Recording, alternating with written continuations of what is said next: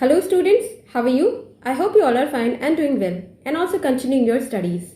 In last video, I have discussed about nucleotides and nucleosides. Now in this video, I am going to discuss about nucleic acids. So let us start the class. Students, nucleic acid, the polymers of nucleotides. Means बहुत सारे nucleotides जो हैं वो एक साथ bind होकर बनाते हैं न्यूक्लिक एसिड की चेन, डीएनए और आरएनए बनाते हैं. So we can also called nucleic acid as polynucleotides, क्योंकि बहुत सारे न्यूक्लियोटाइड्स अटैच होते हैं. अब ये देखें कि ये जो न्यूक्लिक एसिड्स हैं ये कैसे अटैच होते हैं. जो पॉलीन्यूक्लियोटाइड्स हैं, न्यूक्लिक एसिड्स जो बन रहे हैं, they use to formed by the combination और कंडेंसेशन या अटैचमेंट ऑफ न्यूक्लियोटाइड्स. ओके, और न्यूक्लियोटाइड्स जो दो न्यूक्लियोटाइड्स जो अटैच होते हैं बनाते हैं एक bond called as phosphodiester bond by the elimination of one water molecule. ये ईस्टर जो है वो भी एक तरह का फंक्शनल ग्रुप है. सपोज कि ईस्टर का जो स्ट्रक्चर होता है, एक तरफ मिथाइल ग्रुप, देन इस कार्बन से अटैच होगा एक ऑक्सीजन और फिर एक मिथाइल ग्रुप, तो ये ईस्टर है. ये जो फंक्शनल ग्रुप है ये ईस्टर कहलाता है. ओके, अब बात करें फॉस्फोडाईस्टर बॉन्ड बनता है दो न्यूक्लियोटाइड के बीच में. फॉस्फोडाईस्टर बॉन्ड बनने का मतलब कि अगर ये ईस्टर बॉन्ड है, राइट, तो फॉस्फो का मतलब फॉस्फो यानी फॉस्फेट प्रेजेंट है उसमें, तो इस कार्बन की जगह वहां प्रेजेंट होगा फॉस्फेट. अब यहां पर जो ईस्टर, डाई ईस्टर बॉन्ड का मतलब ये वाला जो ऑक्सीजन, ये वाली जो बॉन्डिंग, ये वाला जो फंक्शनल ग्रुप का जो स्ट्रक्चर है वो कुछ ऐसा होगा. ओके, तो दोनों तरफ से अगर ईस्टर बॉन्ड बन रहा है, अगर दोनों तरफ से ईस्टर बॉन्ड बन रहा है और उस बीच में एक फॉस्फेट ग्रुप भी है, तो इसे हम कहेंगे फॉस्फोडाईस्टर बॉन्ड. और कुछ इसी तरह का जो है बॉन्ड बनता है दो न्यूक्लियोटाइड्स के बीच में, और ये बॉन्ड बनने के लिए भी एक वाटर मॉलिक्यूल जो है उसका एलिमिनेशन होता है. मीन्स इसमें से एक वाटर मॉलिक्यूल निकलता है. ओके, अब ये जो फॉस्फोडाईस्टर बॉन्ड है वो बनता किसके किसके बीच में है? ये बनता है जो फर्स्ट न्यूक्लियोटाइड है उसके पेंटोज शुगर के जो थर्ड पोजीशन पे कार्बन है, यानी 3 प्राइम कार्बन के, और जो सेकेंड न्यूक्लियोटाइड है उसके पेंटोज शुगर के 5 प्राइम कार्बन के बीच में. किसके किसके बीच में? फर्स्ट न्यूक्लियोटाइड के जो पेंटोज शुगर है उसके 3 प्राइम कार्बन या फिर आप 3 डैश कार्बन भी कह सकते हैं, इस कार्बन के बीच में, और दूसरे न्यूक्लियोटाइड के जो 5th पोजीशन पे जो 5 डैश कार्बन है उसके बीच में ये फॉस्फोडाईस्टर बॉन्ड बनता है. कैसे? मैंने पिछले वीडियो में आपको बताया था कैसे ये जो एडेनिन, सपोज ये एडेनिन जो है वो कैसे इससे अटैच हुआ, फिर उसके बाद ये जो 5th कार्बन उससे कैसे फॉस्फेट आयन अटैच हुआ, और कैसे पहले एडिनोसिन मीन्स पहले न्यूक्लियोसाइड और फिर न्यूक्लियोटाइड बना. अब 2 न्यूक्लियोटाइड्स बने हैं जिसमें ये आप देख सकते हैं इस न्यूक्लियोटाइड, दोनों ही न्यूक्लियोटाइड में 5 डैश एंड पर यानी 5 प्राइम कार्बन पे फॉस्फेट अटैच है, और जो 1 प्राइम कार्बन है उस पर जो है नाइट्रोजनस बेसेस अटैच हैं, एक में एडेनिन एक में साइटोसिन. अब देखिए कि ये जो पहला न्यूक्लियोटाइड है उसके 3rd प्राइम कार्बन पे क्या है? एक OH ग्रुप, एक हाइड्रोक्सिल ग्रुप, और दूसरे वाले न्यूक्लियोटाइड में 5 प्राइम कार्बन जो है शुगर का उससे अटैच्ड है एक फॉस्फेट आयन ग्रुप, राइट. अब बॉन्डिंग कैसे होती है? बॉन्डिंग के लिए जैसे कि मैंने बताया कि वाटर का एलिमिनेशन होगा. ओके, तो देखें ये जो कार्बन है और ये ऑक्सीजन है, इसकी बॉन्डिंग जब ब्रेक डाउन होगी तो ऑब्वियसली क्योंकि ऑक्सीजन ज्यादा इलेक्ट्रोनेगेटिव है, ये सारा जो बॉन्ड शेयरिंग के दौरान ये जो बॉन्ड बनने के दौरान जो इलेक्ट्रॉन शेयरिंग हुई है सारे इलेक्ट्रॉन्स को लेकर के ये निकलेगा in the form of OH minus, जिसके वजह से इस कार्बन पे आएगा पॉजिटिव चार्ज. और इस फॉस्फेट से जो OH अटैच है उसमें ये जो ऑक्सीजन है वो हाइड्रोजन से ज्यादा इलेक्ट्रोनेगेटिव होता है, तो ये सारा का सारा बॉन्ड ब्रेकिंग के दौरान इलेक्ट्रॉन जो है वो ऑक्सीजन पे शिफ्ट हो जाएगा, और ये जो ऑक्सीजन है वो नेगेटिव चार्ज, इस पर नेगेटिव चार्ज होगा, और ये H जो है H atom will get release in the form of H plus ion, और ये दोनों मिलकर बनाएंगे वाटर. और ये वाटर निकला जैसे ही तो आप देख सकते हैं कि O पर नेगेटिव चार्ज है और C पर पॉजिटिव चार्ज है, जिसकी वजह से इन इस पॉजिटिव और नेगेटिव चार्ज के जो कार्बन ऑक्सीजन है उसके बीच में बॉन्ड बनेगा, जिसे आप यहाँ और अच्छे से देख सकते हैं। ये सेकेंड न्यूक्लियोटाइड का जो 5 प्राइम कार्बन है, ये ऑक्सीजन, ये फॉस्फेट। अब ये जो ऑक्सीजन था जिस पे नेगेटिव चार्ज था, और ये वाला वो कार्बन जिस पर पॉजिटिव चार्ज था। ओके, तो अब आप देख सकते हैं कि वो जो फॉस्फोडाइस्टर बॉन्ड मैंने बोला था वो बना है, ये फॉस्फेट और ये 2 ईस्टर बॉन्ड्स, यानी यहाँ पर बना, इन 2 न्यूक्लियोटाइड्स के बीच में बना एक phosphodiester bond, and this phosphodiester bond is formed between the 3 prime carbon of first nucleotide and 5 prime carbon of second nucleotide, या फिर आप कह सकते हैं 3 dash carbon of first nucleotide and 5 dash carbon of second nucleotide। अब इसी तरह से जो आगे अगर 200 न्यूक्लियोटाइड्स की भी चेन हो तो यही इसी तरह से ये अटैच होंगे, हर न्यूक्लियोटाइड के बीच में एक फॉस्फोडाइस्टर बॉन्ड बनेगा। अब ये जो न्यूक्लियोटाइड, ये जो पॉलीन्यूक्लियोटाइड जो बना, ये जो चेन बनी न्यूक्लियोटाइड्स की, उसका कितने भी लंबी जो चेन बन जाए उसमें हमेशा एक 5 डैश एंड, ये जो 5 डैश कार्बन है उससे जो फॉस्फेट अटैच है ये हमेशा फ्री रहेगा, और आखिर में जो ये जो 3 डैश कार्बन है या जो 3 प्राइम कार्बन है उससे अटैच ये हाइड्रोक्सिल ग्रुप हमेशा फ्री रहेगा। मीन्स हमेशा एक 5 डैश एंड जो है फॉस्फेट, उसका फॉस्फेट आयन फ्री रहेगा, इसमें कोई बॉन्डिंग नहीं होगी, और ये जो 3 डैश एंड है, सबसे जो लास्ट वाला होगा उसका जो 3 डैश कार्बन पर जो ये एंड है उसका हाइड्रोक्सिल ग्रुप हमेशा फ्री रहेगा। ओके, तो हमेशा एक पॉलीन्यूक्लियोटाइड चेन का एक 5 डैश एंड हमेशा फ्री होता है, और 3 डैश एंड दूसरा 3 डैश एंड भी हमेशा लास्ट में एक एंड पर फ्री होता है। ये हमेशा ध्यान रखें कि ये जो चेन है, ये जो पॉलीन्यूक्लियोटाइड की चेन बनेगी, उसे हमेशा जब रीड करते हैं तो हमेशा 5 डैश टू 3 डैश एंड पे रीड करते हैं। मीन्स 5 डैश में कौन सा न्यूक्लियोटाइड है, और इस तरह से रीड करते करते जो 5 डैश एंड फ्री वाला एंड, 5 डैश का फ्री वाला एंड है, उस तरफ से रीड करते हुए हम लास्ट ये 3 डैश एंड तक आएंगे। तो रीडिंग हमेशा जो पॉलीन्यूक्लियोटाइड्स की है या न्यूक्लिक एसिड चेन्स की, उसकी हम 5 डैश 3 डैश डायरेक्शन में ही करते हैं। ओके, और अब ये जो चेन, ये सिंगल लीनियर जो चेन बनती है न्यूक्लियोटाइड्स की, this is the primary structure of the polynucleotides. जो पॉलीन्यूक्लियोटाइड की चेन बनी है, it represents the its primary structure. जैसे कि प्रोटीन का प्राइमरी स्ट्रक्चर एक लीनियर अमीनो एसिड्स का चेन था, वैसे ही पॉलीन्यूक्लियोटाइड में ये लीनियर न्यूक्लियोटाइड्स की जो चेन होगी लंबी, वो होगी इसकी प्राइमरी स्ट्रक्चर के। अब ये जो न्यूक्लिक एसिड है ये 2 तरह के होते हैं, एक डीऑक्सीराइबोन्यूक्लिक एसिड यानी डीएनए, और एक दूसरा राइबोन्यूक्लिक एसिड यानी आरएनए। ओके, अब देखिए पहले DNA. Now this is the simple structure of DNA, और अगर हम उसे जो फॉस्फेट ग्रुप, पेंटोज शुगर और जो बेसेस हैं उसके अकॉर्डिंग, उसके स्ट्रक्चर के अकॉर्डिंग दिखाए तो उसका स्ट्रक्चर ये होता है। तो अगर हम सिंपली डीएनए के स्ट्रक्चर की स्टडी करें तो DNA is a long double helical structure.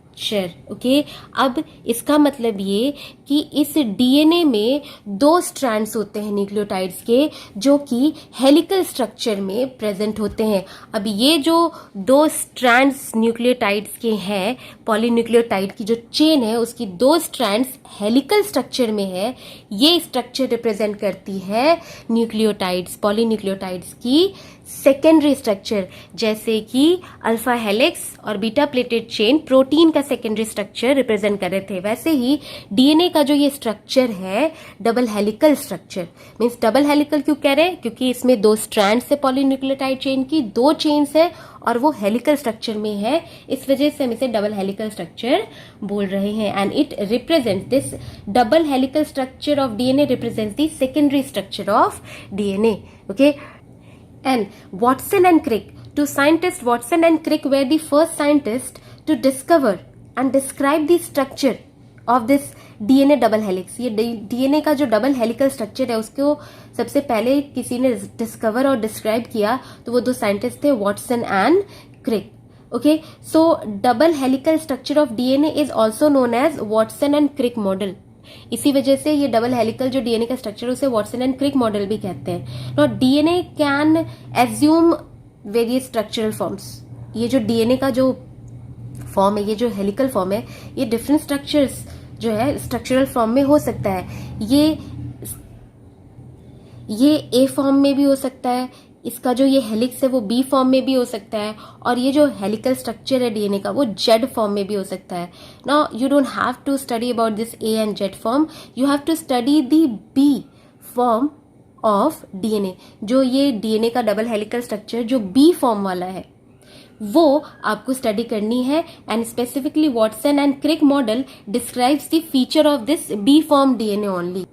Now we will see the characteristic of this B form DNA. ये जो B form DNA है, it contains two long polynucleotide strands. जिसे आप polynucleotide chain कह रहे हैं, तो उसे हम यहाँ पर DNA के स्ट्रक्चर में उसे हम कहते हैं polynucleotide strands. Then this B form of DNA contains two long polynucleotide strands which get coiled with each other. वो एक दूसरे के साथ coiled होते हैं in the form of right handed helix. Means अगर इस helix को अगर right hand से ऐसे इस तरफ से मोड़े, ये राइट हैंडेड हेलिक्स होता है. इस हेलिक्स ये जैसे दो जो अगर वायर्स सपोज कि ये जो है दो डीएनए के स्ट्रैंड्स है, अगर इनकी जो हेलिकल फॉर्म है, जो इनकी कॉइलिंग है वो कैसे है, इस तरह से. अगर ये राइट हैंड की तरफ से ऐसे ये ऐसे घूम रही है, मीन्स ये क्या है, ये ऐसे राइट हैंड की तरफ से अगर घूम रही है तो ये क्या हो जाएंगे, ये होगा right handed double helical structure. Okay, now these two polynucleotide chain or strands in this double helical structure of DNA runs anti-parallel to each other. Means अगर एक स्ट्रैंड है और ये रेड कलर में आप दूसरा स्ट्रैंड देख रहे हैं, तो अगर एक स्ट्रैंड इस तरफ से 5' इस 3' डायरेक्शन में है, तो दूसरा वाला स्ट्रैंड जो होगा वो पैरेलल ना होकर के एंटी पैरेलल होगा. उसका 5' एंड इस पहले वाले स्ट्रैंड के 3' एंड की तरफ होगा, तो जस्ट उसके एंटी पैरेलल 5' इधर होगा और 3' इधर. मीन्स कि आप कह सकते हैं कि one strand is in 5' 3' direction. अगर हम एक तरफ से देखें तो one strand is in 5' 3' direction and the another strand is in 3' 5' direction. Okay, तो दोनों स्ट्रैंड्स जो है डीएनए के डबल हेलिकल स्ट्रक्चर में they use to run antiparallel with each other. दोनों का 5' एंड एक तरफ नहीं होगा और ना ही 3' एंड एक तरफ होगा. एक का 5' एंड एक तरफ और दूसरे का 3' एंड एक तरफ होगा. राइट. अब बैकबोन की अगर बात करें, मीन्स इसका जो बैकबोन होता है डीएनए का, the backbone of DNA is made up of sugar phosphate chain. Right. तो शुगर फॉस्फेट चेन जो है उसका बना होता है. जैसे कि ये देखें, अगर इसे हम कहें एक डीएनए का स्ट्रैंड, ये दूसरा डीएनए का स्ट्रैंड. राइट. आपको समझ में आ रहा होगा. ये देखिए, ये 5' एंड है, इस सपोज कि ये वाला ये 5' एंड है और ये इसका फ्री 3' एंड है. ओके, और जस्ट इसका अपोजिट ये इसका 3' एंड है, जस्ट उसका उल्टा है. ये 3' एंड है जिसका 5' एंड से जो अपोजिट है, और इस 3' एंड की तरफ इस दूसरे वाले पॉलीन्यूक्लियोटाइड का 5' एंड है. ओके, तो ये अपोजिट एंटी पैरेलल स्ट्रैंड है. तो इसका बैकबोन है, जो डीएनए का बैकबोन किसका बना हुआ है, फॉस्फेट और शुगर का. किसका बना है, फॉस्फेट और शुगर का. तो ध्यान रखिए, जो डीएनए का बैकबोन होगा वो फॉस्फेट और शुगर चेन का बना होता है. And this two DNA strands, ये जो दोनों डीएनए स्ट्रैंड्स होते हैं, they interact with each other by forming hydrogen bonds between the bases. Means इन स्ट्रैंड्स में क्या है, इन बैकबोन डीएनए के स्ट्रैंड के जो बैकबोन है उससे अटैच क्या रहते हैं, नाइट्रोजन बेसेस अटैच रहते हैं. और ये दो न्यूक्लियोटाइड के जो चेन्स हैं, जो स्ट्रैंड्स है डीएनए में, they use to interact with each other by the formation of hydrogen bond between the bases. Bases के बीच में जो हाइड्रोजन बॉन्ड बनता है उससे ये दोनों इंटरैक्ट कर पाते हैं, दोनों स्ट्रैंड्स. अब ये ध्यान रखे, एक साइंटिस्ट थे चार्गफ, उन्होंने एक चीज बताई थी कि जो बॉन्डिंग होती है उनके रूल्स, उनके कुछ रूल्स थे जिसके वजह से हमें ये वॉटसन और क्रिक को ये पता चला कि ये जो हाइड्रोजन बॉन्डिंग हो रही है दो नाइट्रोजनस बेसेस के बीच में, दो न्यूक्लियोटाइड जो पॉलीन्यूक्लियोटाइड स्ट्रैंड्स हैं डीएनए के, उनके नाइट्रोजनस बेसेस के बीच में जो बॉन्डिंग हो रही है वो कैसे हो रही है। ये होती ऐसे है कि जो एडेनिन है, मीन्स जिसे हम ए से रिप्रेजेंट कर सकते हैं, एडेनिन जो है वो हमेशा थाइमीन के साथ ही हाइड्रोजन बॉन्डिंग करेगी। मीन्स एडेनिन थाइमीन जो है ये हमेशा एक दूसरे के साथ ही बॉन्डिंग करते हैं, और साइटोसिन और गुआनिन जो है वो हमेशा एक दूसरे के साथ बॉन्डिंग करते हैं। सिंपलेस्ट वे में आप समझें कि जो प्यूरीन बेसेस है, जो प्यूरीन नाइट्रोजनस बेसेस है, वो पिरिमिडीन नाइट्रोजन बेसेस के साथ ही हाइड्रोजन बॉन्डिंग करेंगे।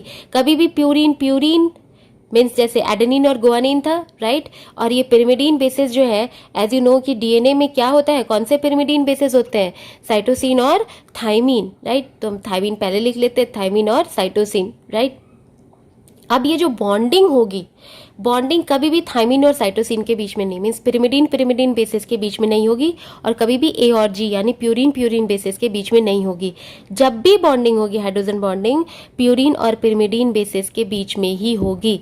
और purine base adenine always forms hydrogen bond with pyrimidine base thymine, and purine base guanine always forms bonding with pyrimidine base cytosine। Means हमेशा अगर एक strand पे T है तो दूसरे स्ट्रैंड पे A होगा, और एक स्ट्रैंड पे G है तो दूसरे स्ट्रैंड पे C होगा। अब ये ध्यान रखिए कि अब ये जाने कि कितनी हाइड्रोजन बॉन्डिंग्स होती है। एडेनिन और थाइमीन के बीच में 2 हाइड्रोजन बॉन्ड्स बनते हैं, और गुआनिन और साइटोसिन के बीच में 3 हाइड्रोजन बॉन्ड्स बनेंगे। तो अगर एक स्ट्रैंड पे, अगर एक न्यूक्लियोटाइड स्ट्रैंड पे A है, एडेनिन है, तो दूसरे वाले न्यूक्लियोटाइड स्ट्रैंड पे T होगा। अगर एक पर G है तो दूसरे पर C होगा। एक पर गुआनिन है तो दूसरे पे साइटोसिन, अगर एक पे साइटोसिन है तो दूसरे पे गुआनिन, और अगर एक पे थाइमीन है तो दूसरे पे एडेनिन। तो ये ध्यान रखें कि किसके साथ बॉन्डिंग होती है, right.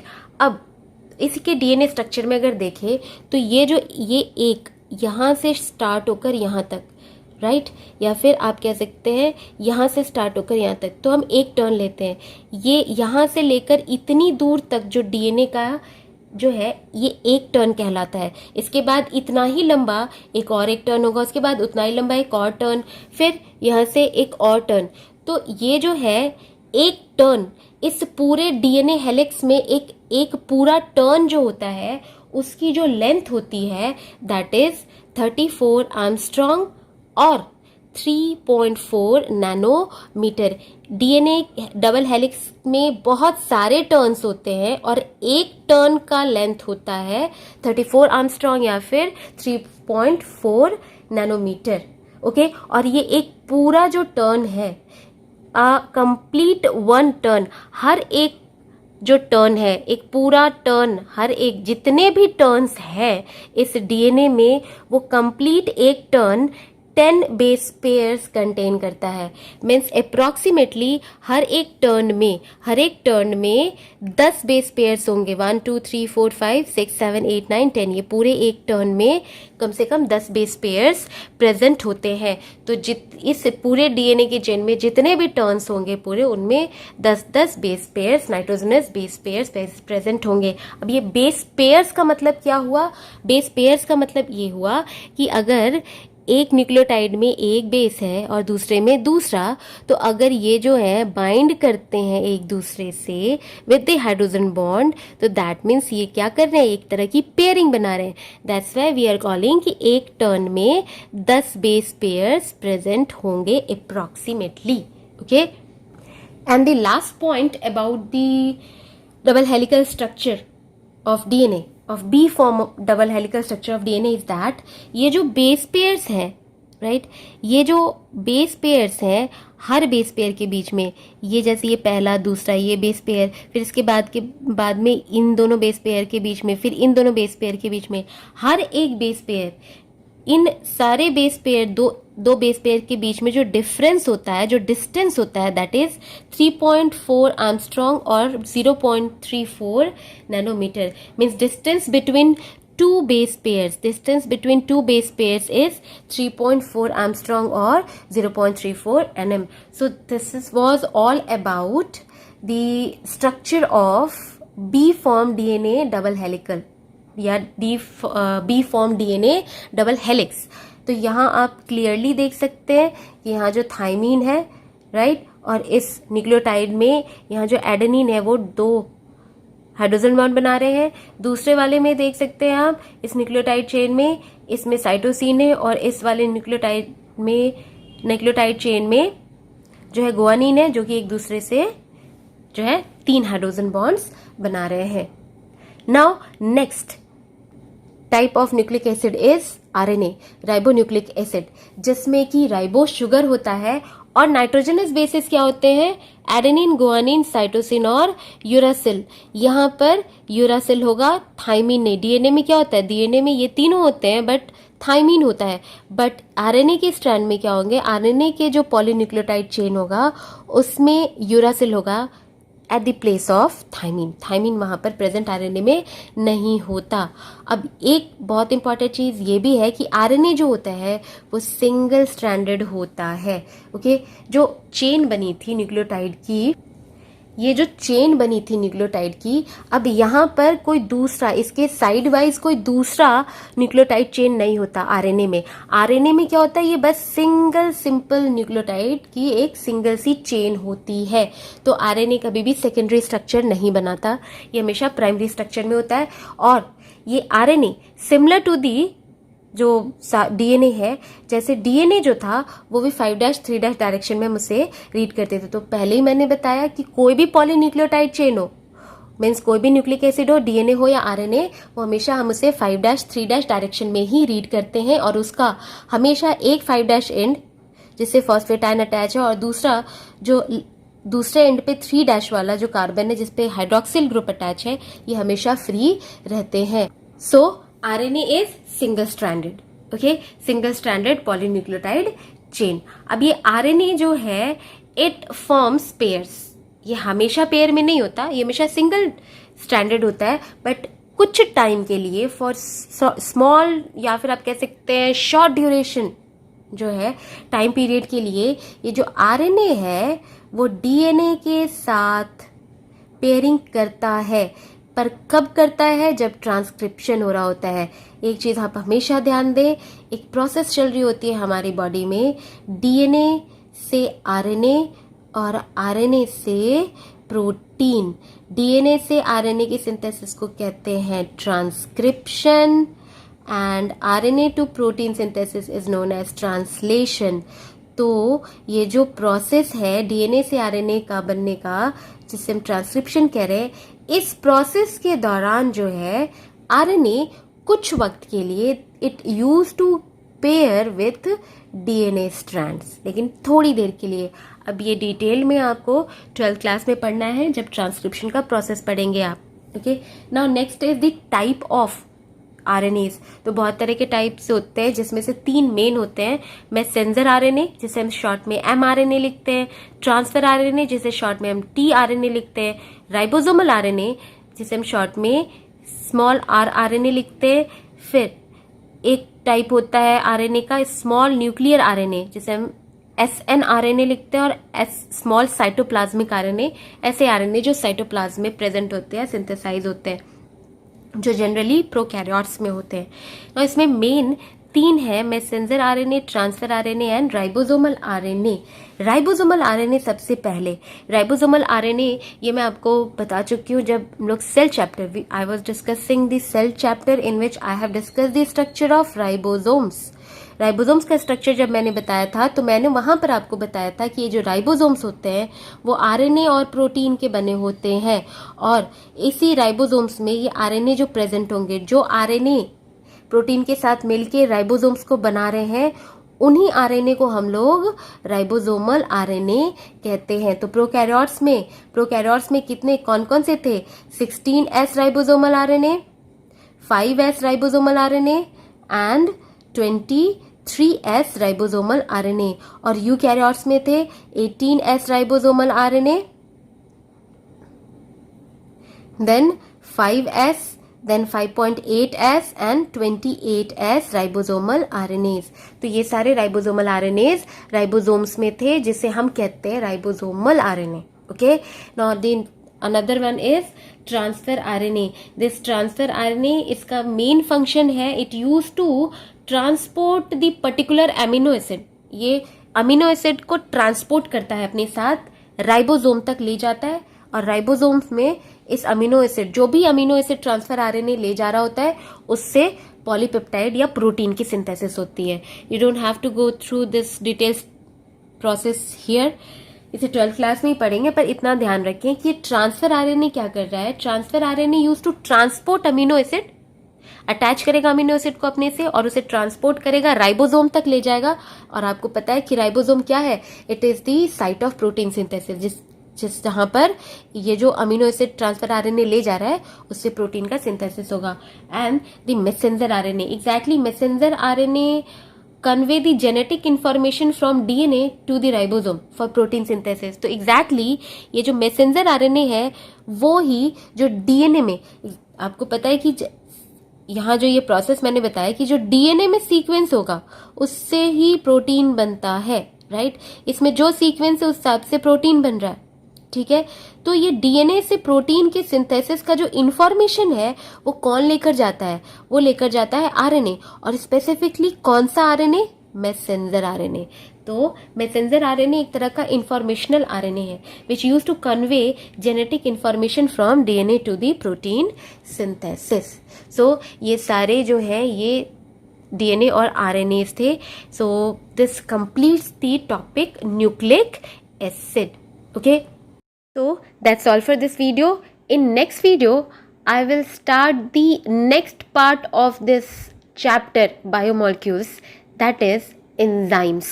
Till then, stay home, stay safe, use mask, use sanitizer and maintain social distancing. Have a nice day.